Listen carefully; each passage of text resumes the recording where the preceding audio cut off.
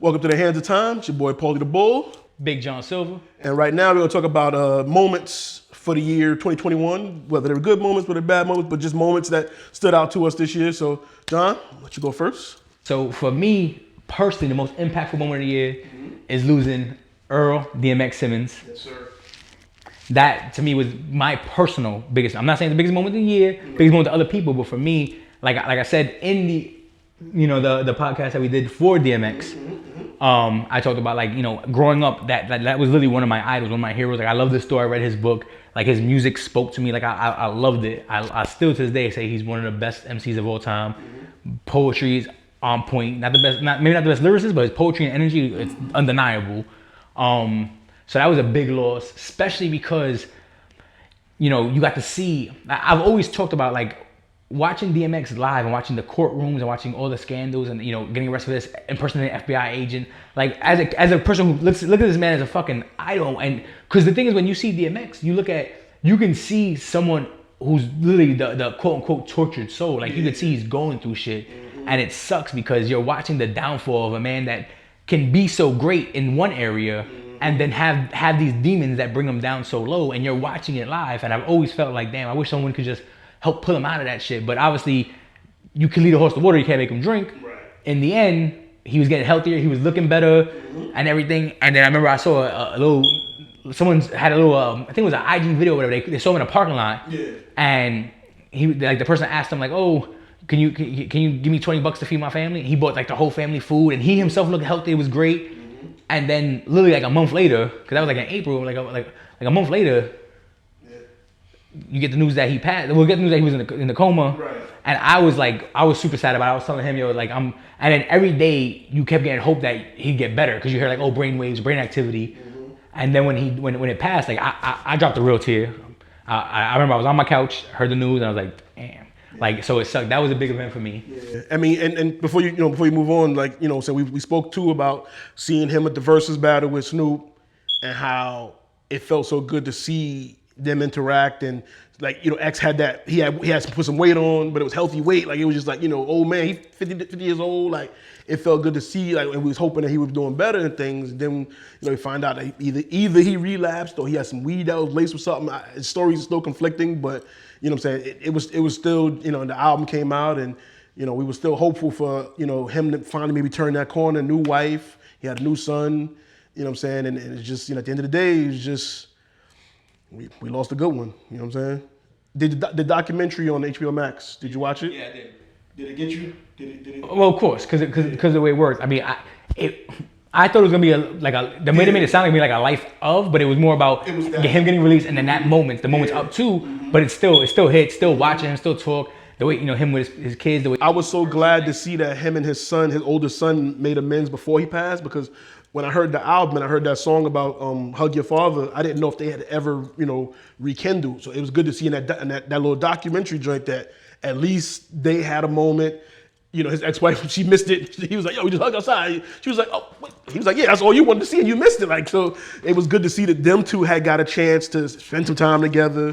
His oldest son got to spend time with his little brother and other family. So, that was good to at least see it. The way it ended with him singing, I was choked up. I'm not gonna lie. I was like, damn, what I'm saying? But it was good to see, his final days and see that. That was the biggest thing to me, what I'm saying? For those that don't know, him and his son had fallen out, and they didn't talk for the longest time, but it was good to know that before, because that's one of the things you regret on your death. Saying, damn, I never got to make amends once. But I was glad to see that he did, have that moment with his son and stuff before he got to pass. So yeah, not to down the mood and everything, but yeah, what I'm saying? The loss of X this year and others that we lost to and stuff. So rest in peace. Yeah, I mean, I touched on a quick another loss. Obviously, Betty White.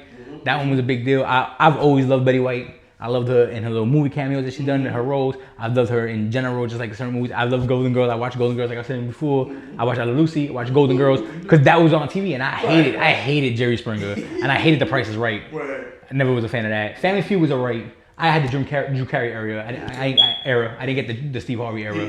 I like Steve Harvey better as a host. Anyway, so I watched Golden Girls as a kid. That's when I would go home from school, stay home sick. I was at my grandma's house, so that's what she watched. So I watched Golden Girls, I Love Lucy. So watching it, and then always we thought she was immortal. So obviously that. Then her being so close to hitting that 100 milestone. And then in the last day of the year, to see my phone go off with the news flash on the last day of the year, like damn, 2021, you couldn't wait one more day. She had a couple weeks to go That to hit 100. Like yeah, it was close. It was yeah. And then just in general, this big moments in general is watching all the variant changes from the just hearing, oh well, this isn't true. The CDC is general. They should actually be the losers. We should actually put them as losers. But to see it, the switch up and the change and how even like things like healthcare workers and frontline workers going from you're heroes and outside clapping to now it's like, oh, on 5 days notice you could still go to work. It doesn't matter. Oh, you're still sick, just wear extra mask and still go to work. To like, oh, you don't matter anymore. We clapped for you for 15 minutes. Don't worry about it. Stop too. That kind of went away. That 7 o'clock applause just disappeared after a while. Yeah. And so it's terrible to see how it's going on, and it's just that it's still a big moment because all these changes and this Omarion variant, it's crazy. I personally I just got over it. 10 days ago was my clearance day. I just got over it. Now the beginning, and I still feel some of the after effects of it. Like it's still you could still feel that your body's not the same, which is crazy. Like it's it's bananas. So it sucks, and it fucked up a lot of things. They already canceling. They're canceling stuff. They're kind of slowing down shows. You see, they limited to New Year's Eve ball, dropped to 15,000 people, all only vaccinated. That's a moment that we've been in for the past 2 years. We've been stuck in this moment. You know what I'm saying? So it doesn't seem like it's getting better. When you thought it was getting better, it just seems like it's not. So that just fucking sucks. What big one would you got, brother? I mean, the biggest moment of the year this year for me was 2021, January 6th. You know what I'm saying? Something I thought I'd never see. Some people like to compare it like, oh, well, there was riots in the street during the protests and da-da-da. It's like, yeah, but the Capitol? Like I never thought, and I was down at my sister's house. I was working from home, so I got the luxury of spending from Christmas through New Year's to my niece's birthday last year with them, long period of time. And I was down there, never forget, never forget. And the news, like Twitter was going crazy. My sister was on a conference call. I'm on my laptop, and she's like, people on her conference call stopped talking about what they were talking about. And they're like, yo, some people just broke into the Capitol building. And it's just like, wait, what? Like they could do that? Like that's a lot. Like you can get that close?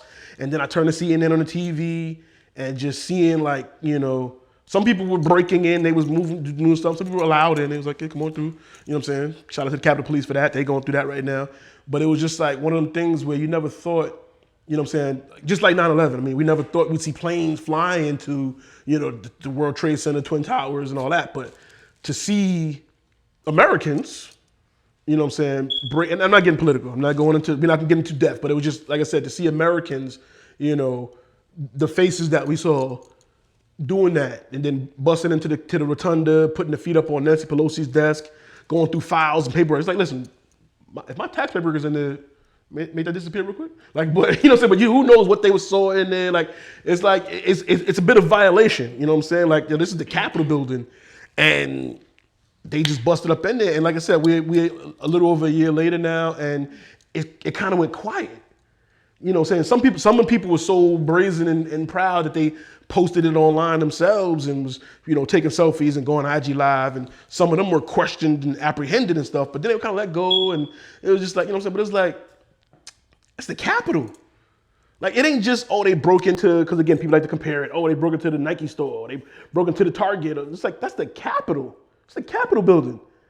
And to me, that was just like a big moment that I never thought I would see. And like I said, we spoke about it, before. We may speak about it a little bit more if more information comes from it and stuff. But I don't want to get too political and all that. But I just wanted to say, like, to me, that was something that I'd never expected to turn my TV on and see people busting into the Capitol building, with flags and things, and and doing it for the reasons they were doing it for. It was just like, really? Like, that was so unexpected, and I was just like, wow. To the day I'm still like, I looked at it like just, I had never expected that day to happen. Yeah, I mean, I remember I was at work, and it's not to get the political part, but it's hard to watch something like that when you're at work, because obviously in my line of work, you can feel there's a very biased opinion on things. So it was a mix of things. You have, some people who are like, this is no different than rioting, it's the same exact shit. And you have some people who are like, no, it's not, because it's the Capitol building. And it's hard to truly sit there and see what's happening and not just be frustrated in general. Because regardless of how you feel, what you feel is right, you are now destroying what's all of our, with all of it. Like, you know, they have to represent, it's part of our country. It's part of, like, the world is watching. And when you want to talk about being civilized, we talk that we're better than this place and better than that place and better than that place. And now you're watching this happen by quote unquote civilized adults, smart thinking adults. Come on, man. The world's watching. Was embarrassing. It was a fucking shit show. I have my own opinion on certain things with that. I'm not gonna get political on it either. I waver on certain sides of certain things. I don't feel 100% of anything, but I've never been like that with anything in life. But at the end of the day, though, it was a shit show. The world's watching. We're supposed to be the top tier country. We're the country that we should set the example for people, and this is what we got going on. But then we'll go out and we'll fucking attack and complain about other places, having revolutions in the street and fighting and throwing tear gas and them raiding their Capitol buildings and raiding their presidential suites. And when the embassy got attacked, like in China, like we're talking shit about them, but it's happening right here at home in what's supposed to be one of the most guarded areas of our capital. Like, I mean, of our state. So it was just crazy. It was just a shit show, and it was embarrassing. And it's one of those moments that, regardless how you feel, you're pro-Trump, anti-Trump, you're pro-government, anti-government, whatever you are, as an American. Because at the end of the day, you have a state license. If you are registered, you are an American. You should be embarrassed. You should feel embarrassed for what our country went through, even if you didn't partake. Be embarrassed of our country, what we look like in those moments. We look like children. Yeah. We look like we really were only a 200-something-year-old country. Yeah. We look like children having a fucking tantrum. Yeah. But let us know what you think. What was the big moment for the year for you? Let us know what you agree. Tell us what you think about it. How you feel about the whole January 6th thing. I did want to jump on because we did talk about Under the Radar. What's her name? Jose Maxine. Oh, yeah, Ghislaine. She went under the radar completely. Absolutely. She was found guilty, but then it was just like she dropped names. I heard. Apparently, but everything's nothing was released. Yeah. That's crazy. We'll talk about that later too. You know what I'm saying? The conversation continues. That's the government for you. Yeah. A bunch of, pedophilia is definitely something neither one of us tolerate. Like, we come to kids and we like, don't. But she got to body them. We'll find out what happens with that. All right. But UFOs are real. Huh? UFOs are real. Well, they said it, and the government confirmed it. That went under the radar too. Nobody cared. Forget about the pedos. UFOs are real. Yeah. He tried to hit us with that real quick, and it was like, yeah, but what name she saying? Yeah, but we'll holler at you next time. We got Words Music Dance coming and a bunch of shows coming through, and we do this every year, so we'll see y'all again next year for these. And stay tuned for this year. We'll have a lot more content coming through this year, as usual, and some more merchandise and all that stuff. Might get Unpopular Opinion back, hopefully. We'll see. Later, y'all.